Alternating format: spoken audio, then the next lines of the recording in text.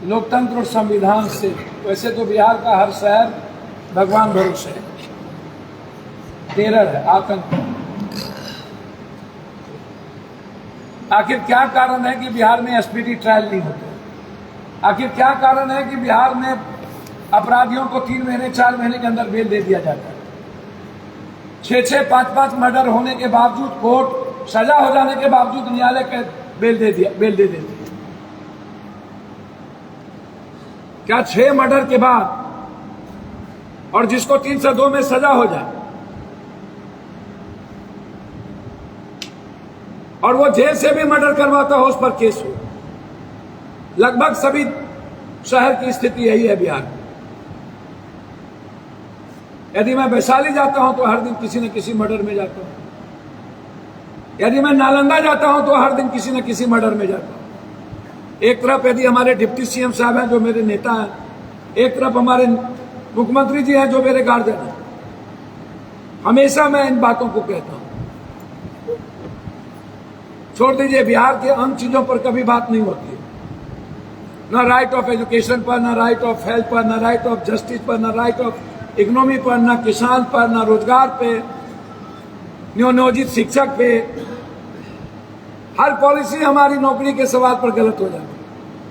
लेकिन जो आम आदमी की जिंदगी का पीस है, वो सबसे बड़ा टेरर है ब्रोकर, जमीन ब्रोकर, जमीन माफिया। सरकारी जमीन से लेके मिडिल क्लास की जमीन जिसकी रैयती है, जिसके पास पर्चा कट रहा है, उसकी जमीन पर गिद्ध दृष्टि। जिसका लाल कार्डधारी है उस पर जमीन पर गिद्ध दृष्टि।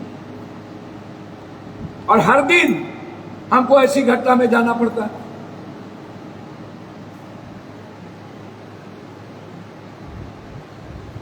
लगभग खगड़िया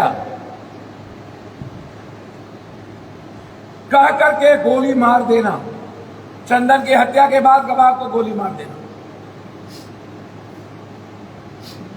और एक इतना बड़ा आतंक। पता नहीं यहाँ के जनप्रतिनिधि या कहीं बिहार के कोई भी जनप्रतिनिधि अपराधियों के खिलाफ बोलने की हिम्मत क्यों नहीं करता? माफियाओं के खिलाफ लड़ने की हिम्मत क्यों नहीं करता?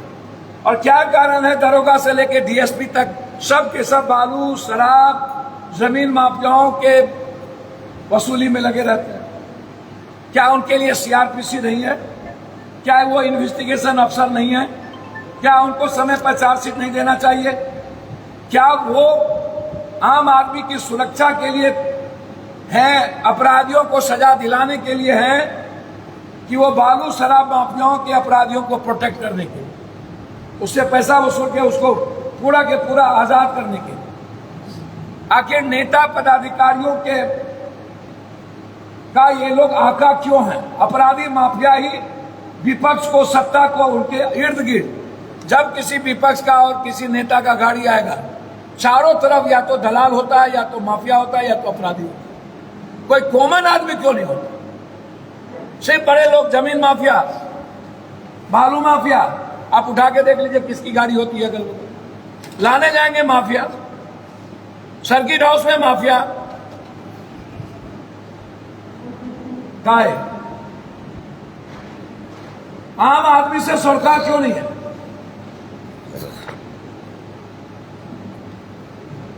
और आतंक के साए में खगड़िया क्यों बार हमेशा जीते रहे? क्या नेताओं की चुनाव की प्रक्रिया यही अपराधी माफिया तय करती है? क्या लोकतंत्र को अपराधी माफिया दलाल ही तय करेगा? ये गुड्डू सिंह,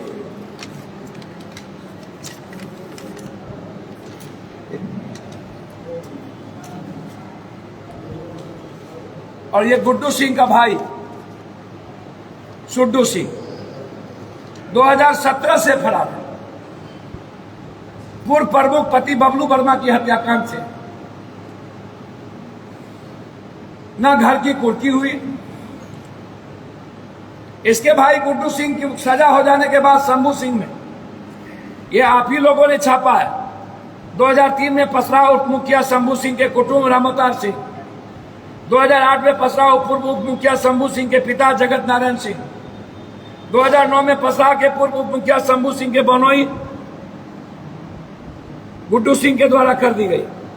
19 फरवरी 2015 में उप मुखिया शंभू सिंह की हत्या लाइसेंसी हथियार राइफल के सत्यापन के समय कर दिया गया। 25 अगस्त पंचायत के पूर्व मुखिया रंजीत सिंह की हत्या गुड्डू सिंह के द्वारा सामने में कर दी गई। 8 मई 26 को इलाके में चप्पे चप्पे पुलिस होने के बावजूद भी नेता सदानंद सिंह भाकपा माले की हत्या कर दी गई। 1 मार्च 2017 को पसराह के दिग्गज पूर्व प्रमुख पूनम वर्मा के पति बबलू वर्मा की हत्या करवा दी गई। 27 मई 23 को कह करके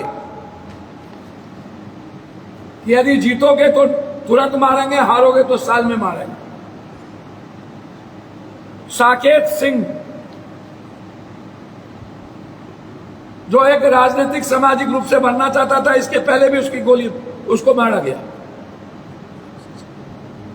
और उल्टे उसी पर 307 लगा के उसको फंसा दिया गया। और उस दिन सरस्वती पूजा की मंदिर का निर्माण कर रहे थे। इतने फिरहस्त के बावजूद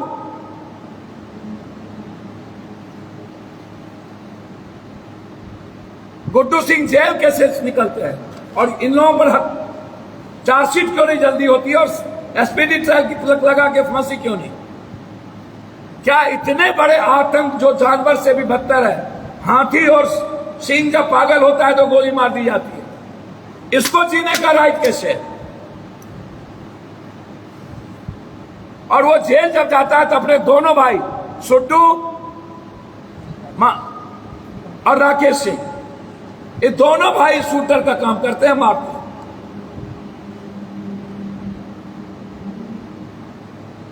अब साकेत के भाई को मारने की तैयारी। पसराह मातम है, मातम।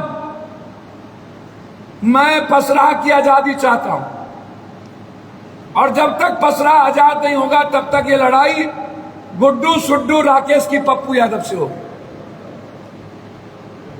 मैं इसके खिलाफ हाईकोर्ट सुप्रीम कोर्ट भी जाऊंगा कि केस इसका अब आप कैंसिल करिए। मैं सीएम को पत्र आज ही लिखूंगा कि इस पर क्राइम कंट्रोल एक्ट सब तीनों भाई पर लगाइए। और सुड्डू यदि इतने दिनों के बाद फिरा रहे तो शूटिंग वारंट क्यों नहीं? मैं एसटीएफ के डीजी से अभी बात करूंगा, या तो आप पकड़िए या तो आप शूट एंड साइड करिए। कब तक आम आदमी घर में घुपते रह गए? पोस्टमार्टम करने के लिए गांव से लोग नहीं आए, एक मुखिया के बेटे का जलाने के लिए बाहर से लोग, हमारे नेता, हमारे मुखिया जी, ये लोग गए वहां तब उनकी लाशें जली। हमारे अध्यक्ष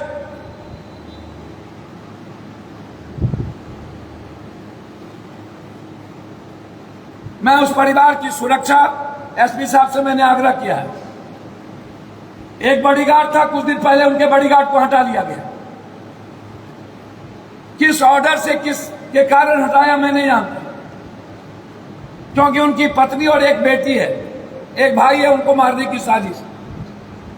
मैं उस परिवार की पूरी सुरक्षा और उस गांव में पसराह में एक मैं टीएपी पुलिस चौकी की व्यवस्था की मांग करता हूं।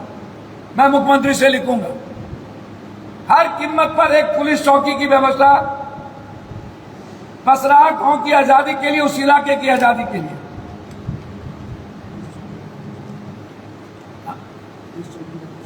अब पुलिस चौकी है, कहता है कुछ नहीं करता।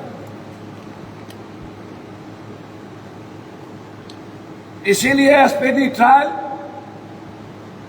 सब पर सीसीए और आतंक को मिटाने के लिए कोई भी निर्णय लेना चाहिए। अगर होता तो मैं इतनी बात नहीं कहता, लेकिन मर्डर पे मर्डर, मर्डर पे मर्डर, मर्डर पे मर्डर, शंभू सिंह को या के मार दिया। लाइसेंस राइफल मिला है, जिस दिन राइफल तुम्हारे हाथ में रहेगा उसी दिन मारे।